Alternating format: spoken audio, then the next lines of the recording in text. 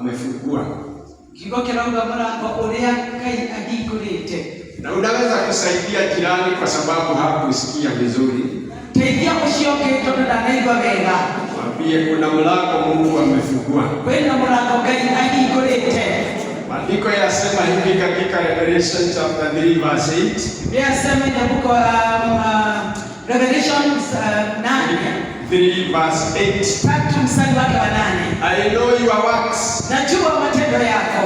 Look, angalia. I have set before you an open door. Ya kwamba nimeweka mlango ulio wazi mbele zako. And no man can shut. Na hakuna mwanadamu anaweza kuufunga. For you have a little strength. Kwa sababu wewe una nguvu zilizo chache. And have kept my word. Lakini umehifadhi neno langu. Sasa kuna mlango Mungu amefungua. Hena mlango Ngai ahingurite. Na jambo zuri ni kwamba Ndio mwelani yoyo. Hakuna mtu ataweza kufunga. Utile mundu ukihiga mlango ucio. Mlango ambao Mungu amefungua. Mlango Ngai ahingurite. Hakuna mtu ambaye ataweza kufunga. Utile mundu ukihiga mlango ucio. Na tumekuwa tukiongea neno hilo kwa ushirika. Tukatokea kiwango dini wako ataniro. Wale ambao wamekuwa kwa fellowship za katikati. Na kama kwa dini wako ataniro cha katikati. Fanya recap kidogo. Wacha tuweze kuyatazama mara tena. Nilisema hivi. Ogilio ya kwamba kuna mlango umefunguliwa. Kwena mlango muhigo kuu. Na hakuna mtu ataweza kufunga. Na utile mundu ukiuhiga. Lakini pia kuna milango mingine huwa inafunguka. No, ukuli na milango yake ihingukaga. Na inafunguka sana. Na ni ihingukaga muno. Na milango hii ambayo inafunguka. Na milango hiyo ihingukaga. Inazuia watu kuona mlango wa Mungu. Ni maginagiria Ngai atuma tuone mlango wa Ngai. Ambao Mungu amefungua. Ulia Ngai wewe mwenyewe ahingurite. Kwa hivyo hata kama haujaona mlango umefunguka. Unapoona mlango muhigo kuu. Ni kwa sababu kuna milango mingine imefunguka. Ndio kwena milango yake mihigo kuu. Na milango mingine ni sisi tunafungua. Na milango yake ni tunahinguraga. Milango mingine ya dunia inafungua. Ile ndio ikahingura. Milango mingine inajifungua tu yenyewe. Ile milango yake hingura tu yenyewe. Na tunapokutia kwa milango hiyo, maana toke na milango hiyo inatuzuilia kuona mlango ambao umefunguliwa na Mungu. Ikageja tuone milango ile Ngai wewe mwenyewe ahingure. Na mlango mmoja ambao unajifungua. Mlango mwa hinguraga. Nisema ni mlango wa dhambi. Ni mlango wa mehia. Na tukasema ya kwamba tufunge mlango huo. Na tukikata hiyo mlango usio. Mlango wa pili ambao unajifungua. Mlango wewe hingurete. Ni mlango wa uoga. Ni mlango wa fia.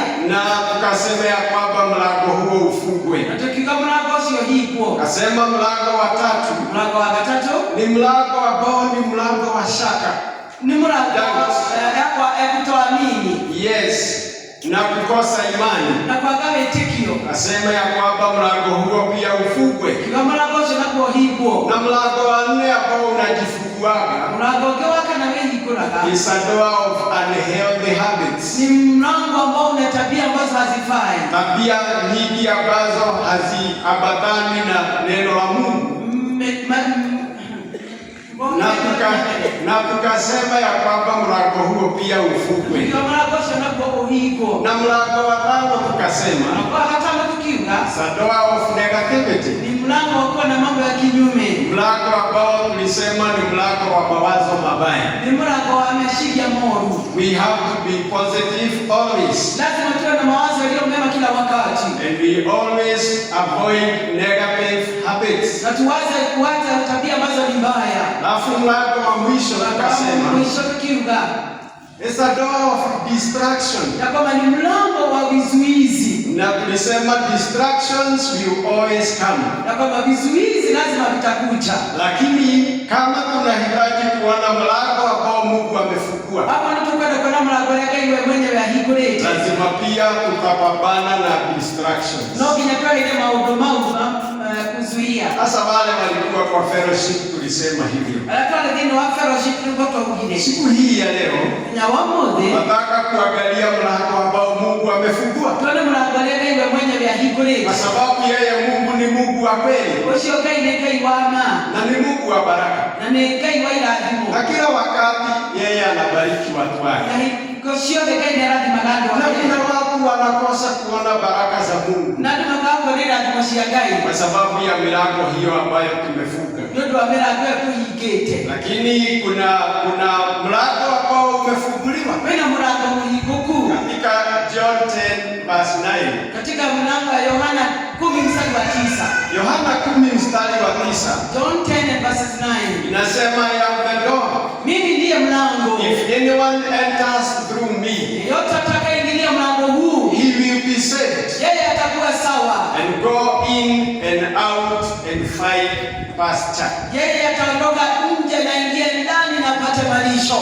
I am the door.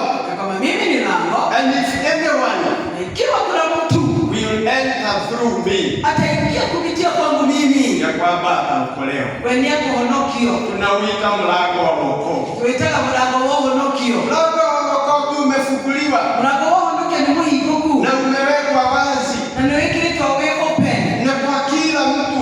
For everybody. Na ninashukuru sana. Ndio piga gaigano. Kwa sababu wengi wetu wamepata mlango huu. Na wameutumia. Na wameokolewa. Pia anasema. Kwa sababu Yesu mwenyewe ndiye alisema hivi.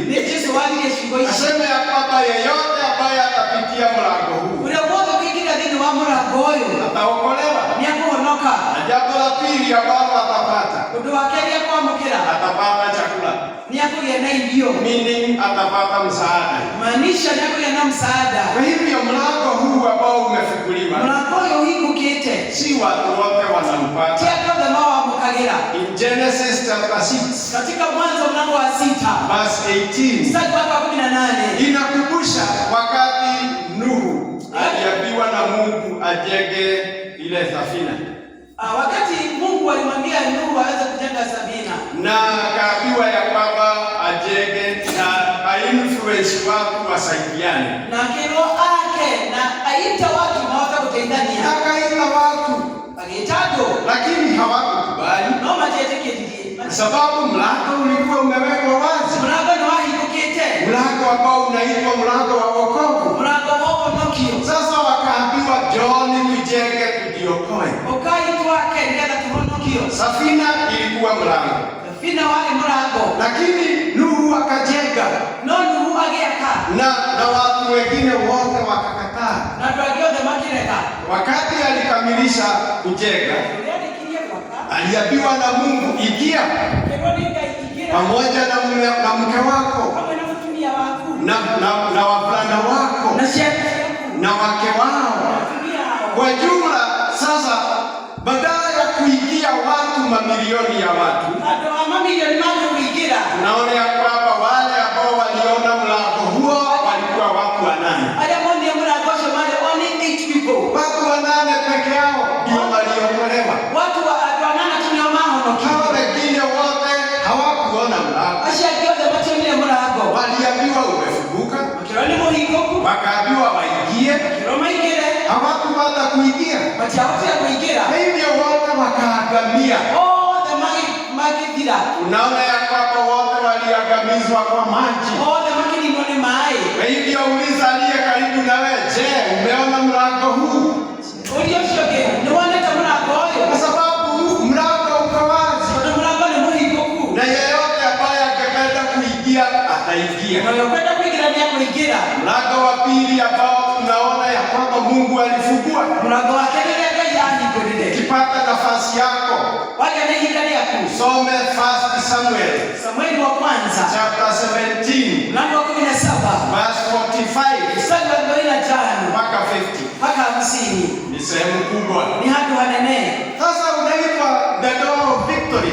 Huu ni mlango wa ushindi. Na mlango huu umewekwa wazi. Na mlango ni muhimu. Na kila mara, hata kama wakati mwingine tunashindwa na shida ambazo tunakutana nazo. Wakati mwingine tunashindwa na vita. Unakuta ya kwamba mlango wa ushindi kuwa umefunguliwa.